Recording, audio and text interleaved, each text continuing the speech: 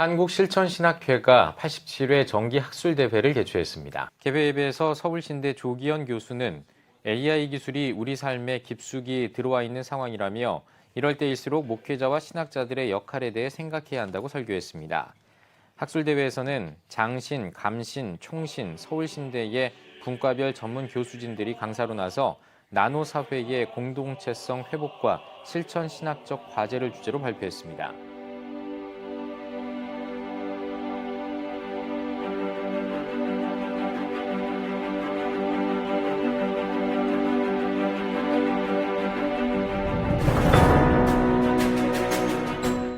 이번 연구에서 김남도 서울 소비자학과 그 교수님께서 22년도 트렌드 코리아라고 하는 책에서 한국 사회가 경험하고 있는 그 10가지 특징 중에 하나로 나노 사회라고 하는 내용을 가지고 나오셨어요. 그 발견하게 된 내용은 뭐냐면 한국 사회가 발전하고 사회적 변화를 경험하고 있는 가운데 개인들이 극도로 파편화되고 분열되어져 가는 그런 현상 가운데 개인들이 소외되어져 가는 그 현상들이 심화되고 있다고 하는 것이었습니다. 그리고 이제 이런 것들을 어떻게 목회 상담학적 관점에서 답하고 응답할 수 있는 것인가라는 주제로 발표를 진행하게 되었고요.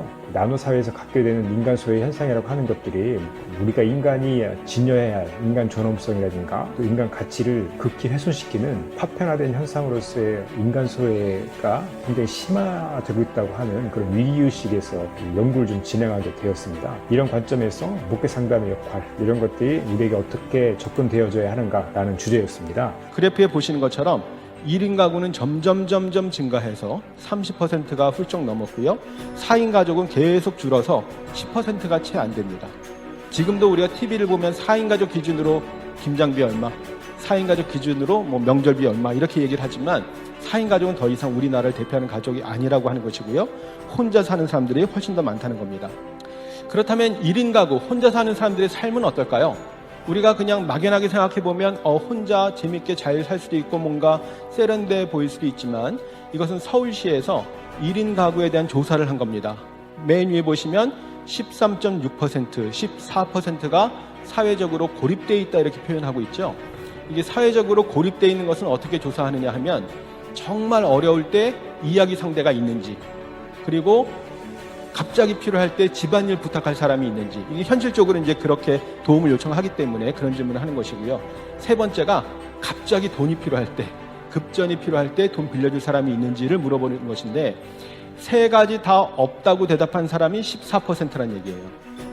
혼자 사는 사람들 중에 그런 도움을 요청할 사람이 하나도 없다고 하는 것은 완전히 사회적으로 고립되어 있다는 의미가 되고 있습니다. 코로나 상황에서 우리가 일상생활이 거의 중단되다시피 하고 관계들이 끊어져 있지 않았습니까? 그래서 우리가 거의 그냥 고립된 상태로 오랫동안 생활을 많이 했는데 그럼에도 불구하고 인간이라고 하는 존재는 사회적 존재이고요. 그렇기 때문에 혼자서는 살 수가 없는 것이죠. 그래서 우리가 여전히 실내에서 마스크를 써야 되고 전에처럼 대규모 집회를 하기는 좀 어려운 상황이지만 그러나 최소한의 관계는 유지하면서 삶을 영위하려고 하는 그런 것을 이제 우리가 몰라클 라이프라고 합니다. 그런데 이런 사회관계는 점차 변하고 있는데요. 사람들이 점점 느슨한 관계를 원한다고 하는 것입니다. 영어로 weak tie라는 표현을 썼습니다만 아까 이제 공동체라는 표현을 썼는데요. 과거에 우리가 아는 공동체라고 하는 것이 윗집 아랫집 사정을 다 알고 있고 숟가락 젓가락 밥그릇 몇 개 있는지 다 알고 있던 이것이 이제 우리 옛날의 모습이었는데 요즘엔 그렇지 않잖아요. 그죠? 그런 것들을 오히려 불편해하기도 합니다. 사람들이 공동체를 선호하면서도 너무나 지나치게 간섭을 하고 또 참견하고 개입하는 것을 원하지 않는 것이죠. 그런 점에서 사람들이 점차 느슨한 관계를 원하는 방식으로 바뀌고 있다고 하는 것입니다. 본 논문 나노사회에 적합한 교회의 공동체성 모색에 대해서는 이렇게 정리해 볼 수 있습니다. 1인 가구 증가와 사회적 고립 심화를 필연적 사회적 현상으로 진단하고 이 현상의 연장선상에서 SNS, 곧 소셜 네트워크를 통한 새로운 소통 방식으로 대두되는 몰라클 라이프의 등장, 느슨한 관계 선호에 따른 현대인의 참여 방식 변화에서 교회 환경에서도 그 변화가 그대로 나타나고 있음을 분명히 하고 있음을 볼 수 있고요. 또한 소그룹 운동이 가진 연결망형 구조의 형태가 모듈 공동체라고 볼 수 있는 유연한 신앙 공동체의 가능성으로 연결될 수 있음을 또한 진단합니다. 결국 대규모 집회와 대규모 모임의 패러다임에서 소규모 커뮤니티 활동으로의 이행에 적합한 교회 교회 모델이 적절한 공동체성 회복에 달려있다는 사실을 본 논문은 설득력 있게 설명하고 있는 점이 인상적이었습니다. 아울러 그 교회적 공동체의 소그룹 참여가 모이는 교회의 응징력 위주, 곧 기존의 어떤 담론의 위주가 아니라 흩어지는 교회라는 분산과 지속의 역동성을 담아내는 플랫폼이 될 수 있음을 진단한다는 게 새로웠고요. 비기독교인을 향한 이른바 선한 영향력의 사회 참여 가능성까지도 본 논문이 모색하고 있는 점이 이 논문이 가지고 있는 혁신적 발견 중 하나라는 생각이 들었네요.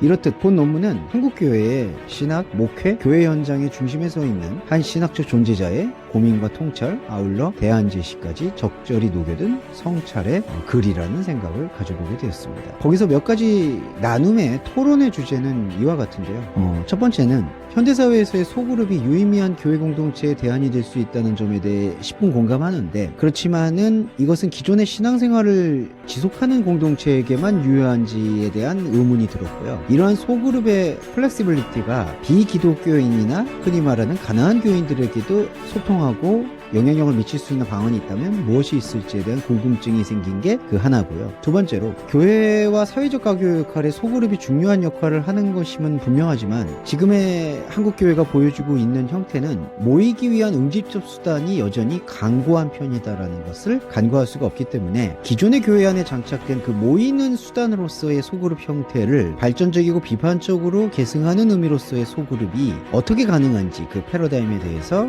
나누는 부연 설명이 있었으면 좋겠다는 생각 들었습니다. 여러 논의나 토론에도 불구하고 나노사회에 적합한 공동체성 모색에 대해서 훌륭한 통찰력을 제시했다는 점에서 이 논문의 우수성은 입증되었다고 생각이 듭니다.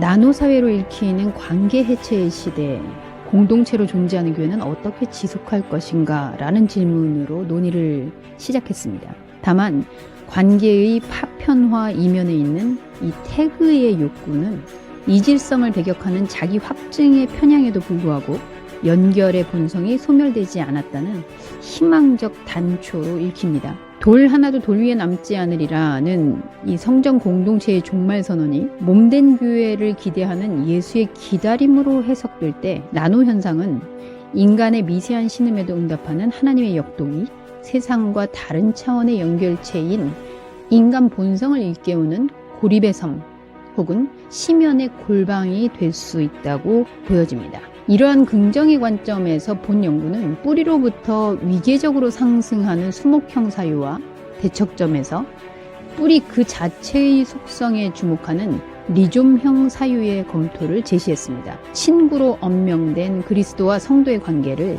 몸된 교회에 대입한다면 들레즈 가타리의 리좀 이론이 현상적 교회의 활동성과 지속성을 가늠하는 유의미한 증거가 될 수 있다는 판단에 따른 것입니다. 기독교의 하나는 획일이 아닙니다. 뿌리라는 이름은 가졌으나 같은 모양의 뿌리가 없듯 하나의 이름을 가진 서로 다른 지체의 연결인 것입니다. 공유체로서의 교회는 고립의 섬으로 흩어져 있는 이 나노화된 인간을 한 자리로 이끌어내기보다 각각의 섬을 오가는 다리가 될 수 있습니다. 떨어져 있지만 고립되지 않고 연대하지만 언제든 홀로 있을 수 있는 소통과 존중의 매개가 되는 것입니다. 이를 위해서는 교회가 위치한 지역, 사회, 세대를 파악하여 각각의 필요가 서로 충돌하지 않고 공존하는 교회 공간의 구상이 요청됩니다. 기능의 제한성을 해체하고 필요에 따라 거실, 주방, 서재, 작업실로 변형할 수 있는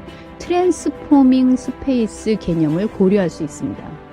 교회의 성스러움은 클래식한 환경과 조명으로 연출된 무드가 아니라 생명을 향한 끊임없는 무브인 것이죠.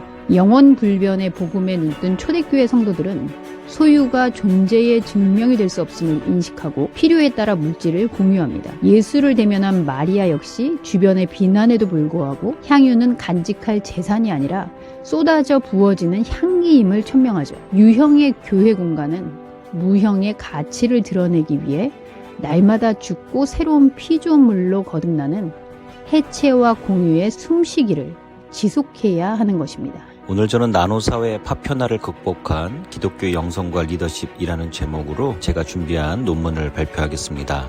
뉴 노멀 시대와 새로운 MZ세대의 등장 등으로 인해 개인주의 성향은 갈수록 일반적인 사회 현상으로 정착되고 있습니다. 그에 따라 여러 가지 전망 또는 우려가 날로 증대되고 있는데요. 개인주의 자체를 무조건 비판할 수 없고 과도한 집단주의 폐해를 겪은 이들이라면 개성의 중요성을 신봉하는 개인주의를 옹호할 수도 있고요. 또 반대로 개인주의의 지나친 확장이 가족의 해체를 포함한 여러 사회 공동체의 약화를 초래하고 특별히 기독교가 주창하는 중요한 사회적 가치들을 훼손한다는 측면에서 개인주의를 부정적으로 논박하는 목소리도 작지 않습니다.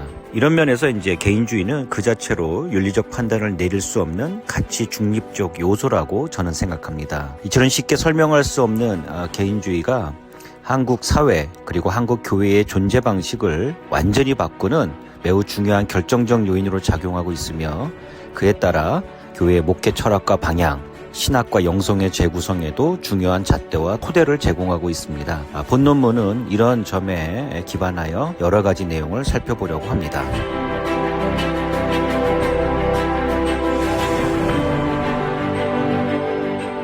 한국실천신학회는 한국신학계의 개별 학회 중 가장 많은 회원이 참가하고 있으며 신학과 실천 학술 등재지를 통해 실천신학 분야 교수들이 연구 논문을 활발히 발표하고 있습니다. 융복합의 학문 시대에 타 학문과의 진지한 대화는 물론 신학자와 현장 목회자 사이에 실질적이고 효율적인 소통이 이루어지도록 교회와 사회, 목회, 선교 현장을 연결하는 사명을 감당합니다. 한국연구재단의 후원에 힘입어 진행된 2023년 2월 정기학술제는 하나의 공동체적 유대 강화보다 더 미세한 존재로 분해되는 나노화 사회를 분석하고 실천신학적 대안을 제시하는 데 집중했습니다. 아울러 일회적 학술 행사에 그치지 않고 보다 통섭적 관점에서 학문 연구를 확장하며 한국 사회가 당면한 과제 및 글로벌 한국의 과업을 성취해 나가는 데 기여하는 연구와 교류로 나아가도록 후속 활동을 펼쳐나갈 것입니다. 다양한 사회적 이슈와 질문들에 대해 성경에 입각하여 시대적 방향성과 해결책을 모색하는 대화와 실천의 장으로서 한국실천신학회의 활약을 기대하며